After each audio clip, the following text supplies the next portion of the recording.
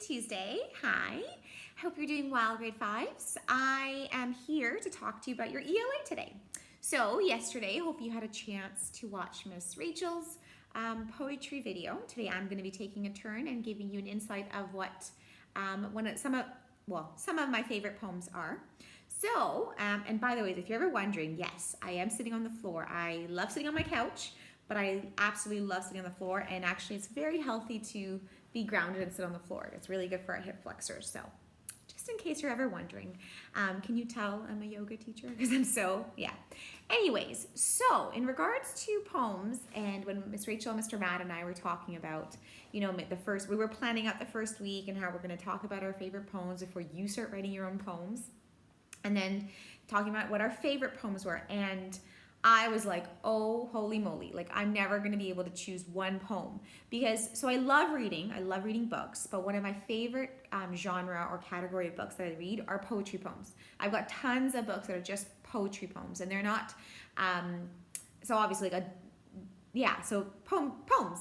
And I'm not talking like, Silverstein poetry books, obviously like more mature, life-based poetry poems, but that's what they are. And so I said, holy moly, how am I going to choose one poem that is my favorite? And so there's no way I'm going to do that. I might discuss maybe two, maybe three, but let's see how it goes. But my focus of today I want to talk about is understanding that. So Miss Rachel discussed and talked about rhyming poems. I'm going to be talking about non-rhyming poems. So I know that, and maybe you too, when I was young, when I was really, really young, I used to think that for a poem to be considered a poem, it had to have rhymes. It had to rhyme. And that I went on thinking that for so long when I was young, and then, grew up and realized, no, poems, that's not a prerequisite. That's not a requirement for a poem to be considered a poem. It just, the soul of a poem is just to be able to move people. It's to create some sort of an emotion for the readers.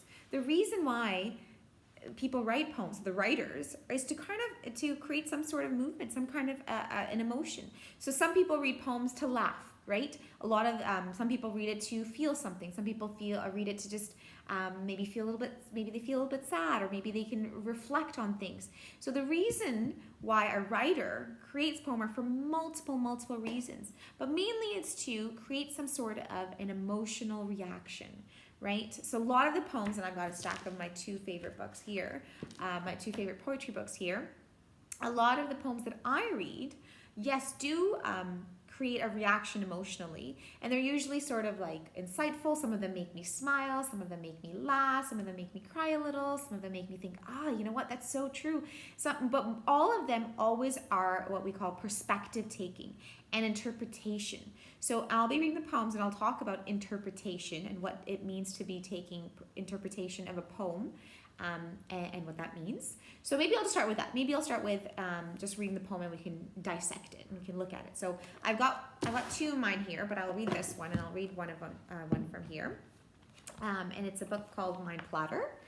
And I'll read one because I think it'll resonate with you guys. And it's probably one of my favorites, of course. Like I said, I don't have absolute favorite, but it's definitely one of my favorites. So let me read it, and then we can talk about it. So it's called Belief. It's in here. It's called Belief. Hope for the best and believe that it will happen. And it will happen. If it doesn't, then it wasn't the best for you. There's something better waiting. Before you lose hope, stay positive. See signs in the littlest of things and move in the direction of what makes you happy. Your heart gravitates towards real happiness, whether it is in your definition of happiness or not. Listen to it when you can't find a logical reason not to. Where it takes you is where the best awaits for you. So that's one of my favorites. Now, so when I read that for the first time, and it means something different to me every single time I read it, and that's because I'm interpreting that poem based on what I'm going through now, right? And that's what poetry is really. You read a poem and you feel the emotions that you're feeling now. So for example, the poem obviously is talking about believing in something and believing that if it's meant to be, it will happen. And if it doesn't happen, then it wasn't meant to be. It wasn't written for you. And that is one of my biggest understandings of life. And I love that idea that I need to understand that if I hope for something, I can hope for something all I want. And if it happens, then it was meant for me. That it was written for me and that it was supposed to be, it's good for me. And so that's great. And then if it doesn't happen though, so if I ask or pray for something and it doesn't happen, then it wasn't meant for me, right? And that's what I interpret it. Now someone else, a Mr. Matt and Miss Rachel, might read this poem and take a very different approach to it. And that's fine. And that's the beauty of poetry and poems, that the same words that I read, that Mr. Matt reads and Miss Rachel reads can be taken completely different. She might have a completely different outlook on that. She might read that and think of, I don't know, I can't see any differently than I do, right? So, but that's the best part about poems. And for me, like I said, when I just read this now, I thought of things that I'm thinking of that I wish that I could happen now. Like for example, I wish that I was with my family through this pandemic, but I'm here. So I could wish, and I believe that I should be with my family. You know, I should be safe with my family. I should be, you know, I shouldn't have to do this alone, because yes, I am here alone. My family's all in Toronto, in Canada, but I'm here. So there's a reason I'm here. I'm supposed to be here. And that I find, that is what calms my heart.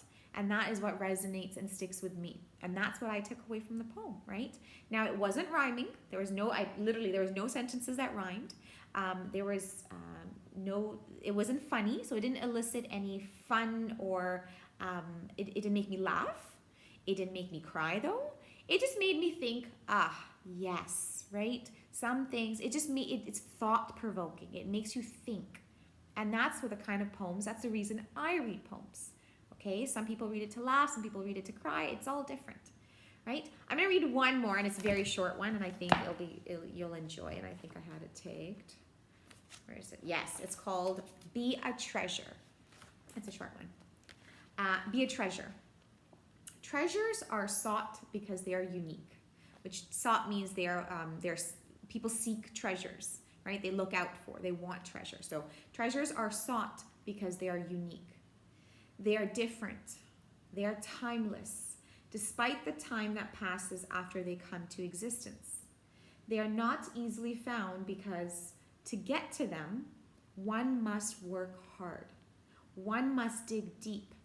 One must appreciate the value at hand. You are deep. You are value. And that's it. And again, there was no rhyming. There was no jokes. It didn't make me laugh. But again, when I read it months or years ago, when I read it, I thought of different emotions. And this time when I read it, I instantly, and the reason I wanted to read this to you guys was because it made me think of you guys. It made me think of you and where you are right now. You're in this, the starting point of term 4. It makes me think of our reflections from Sunday. It makes me think that, you know what, you have this, this treasure to seek, right? This treasure, which is meaning graduating grade 5 successfully, not just passing, because that's not a treasure. That's not success. Your treasure is to successfully complete grade 5. But like it says in the poem, right? It is not easily found, because to get to them, one must work hard. And as soon as I read that, I thought, yes, that's what I was trying to tell my kids, tell all of you, that to get to that treasure, which is so worth it, you do need to work hard. Will it be hard? Yes. Will there be days when it's like, oh my God, I'm so tired, I don't want to do this? Yes, that's life. But is it worth it? 100%, because at the end, when you get to your treasure, whatever it may be, in this case, I'm saying the example of successfully finishing grade 5, it is always worth it. Okay? So again, like I said, I interpret it different, and maybe, and I want you to take a moment, when I was reading that poem or the poem before, what came to your mind, right? So I thought, as soon as I read this treasure, I thought of you guys, and I thought of successfully finishing grade 5 is your treasure. But maybe you were thinking of another treasure. Maybe a treasure for you is something that you're working hard towards. I don't know what that is, but that's the beauty of it. You probably thought of something completely different from what I thought of. And I think that's my favorite part about poetry books. And I think that's why I love poetry books so much, that I could read the same 2, 3, 4, 5 books, whatever, over the span of a year, and every time I read it, it's different. Because in a storybook, when you're reading a novel or when you're reading an adventure story. It's the same beginning, same middle, same end, and that's it, right? You can read it 5 times, but it will be the same beginning, same middle, same end. The beauty with poems is that every time you read it, it's a little different. There's a little different emotions and the different thoughts that come up based on what you're going through, what's happening in your life, or what has happened, right? And that's the best part. So I'm going to wrap up today's video. Those were an insight of some of Miss Mehwish's favorite poems. If you like those, let me know. I would love to. Like, maybe we can start posting some of these poems if you would like. But yeah, so I quickly to review. One, we talked about the fact that poems don't have to rhyme. If they want to rhyme, awesome. They don't have to rhyme. Also talking about interpreting poems, that they're different for every single individual. The same poem could be read by 25 students. So my 25 students, or all 75 of you, could read that same poem, and you did hear the same poem, but you thought of something very different. And that's interpreting and understanding poems based on who you are.